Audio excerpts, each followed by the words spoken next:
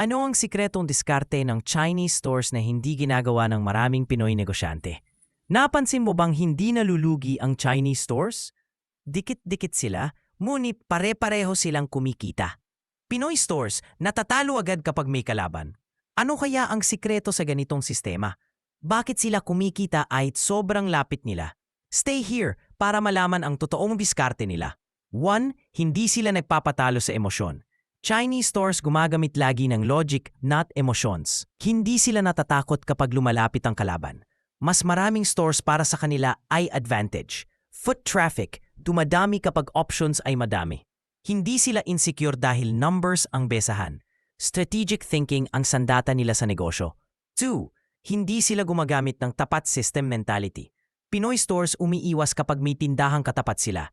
Chinese stores gustong magkakatabi para mabilis madiskubre. Alam nila maraming choices, nagpapalakas ng lugar. Customer flow lumalakas kapag options ay visible.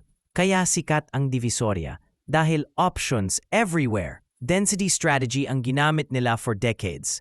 3. They compete in price but cooperate in strategy. Sa harap sila naglalaban pero hindi talikuran. Same suppliers ginagamit kaya stable ang presyo. Same resources ginagamit para pareho silang lumago. Nagboborrow sila ng stocks kapag kailangan nila. Group strategy lumilikahan ng unbeatable price ecosystem. Hindi nila sinusunog ang kalaban para umangat. 4. Scale game, not ego game. Pinoy stores madalas isang branch hanggang tumanda sila. Chinese stores 3 agad kapag kumikita ang isa. Horizontal scaling ginagawa nila kahit isang kanto. Expansion strategy nilalakas habang Pinoy nagdadalawang isip.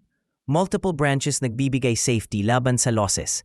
Hindi yabang ito kundi practical survival strategy. 5. Hindi complicated ang produkto nila. Chinese stores laging nagbebenta ng high-demand essentials daily. Products nila simple pero sobrang bilis umikot. High rotation nagbibigay consistent araw-araw na kita. Hindi nila kailangang mag-viral para humita. Hindi rin kailangan unique para maging sustainable. Demand beats creativity in most real operations. 6. Discipline above everything. Chinese stores bukas ng aga araw-araw consistently. Late sila nagsasara para habulin lahat customers. Hindi sila umaasa sa swerte or drama. Disiplina ang core foundation ng kanilang negosyo. Malaki sakripisyo pero malaki ring balik. Consistency ang tunay nilang competitive advantage daily. 7. Family system. Hindi one-man show. Lahat sa pamilya may specific trabaho bawat araw. May taga-inventory para bantay sa lahat stocks. May taga-cashier para mabilis ang operations. May taga-buhat para walang delays inside store. Teamwork nila solid dahil bloodline ang foundation. Sama-sama silang gumagalaw kaya hindi sila bumibigay. Kaya hindi sila nalulugi kahit dikitan lahat. Meron silang system na hindi ginagaya kadalasan. Mindset nila practical kaya consistent ang kita. Hindi drama ang negosyo kundi long-term discipline. Gayahin mo ang sistema kung gusto mong umangat. Follow, share, and subscribe para sa more insights.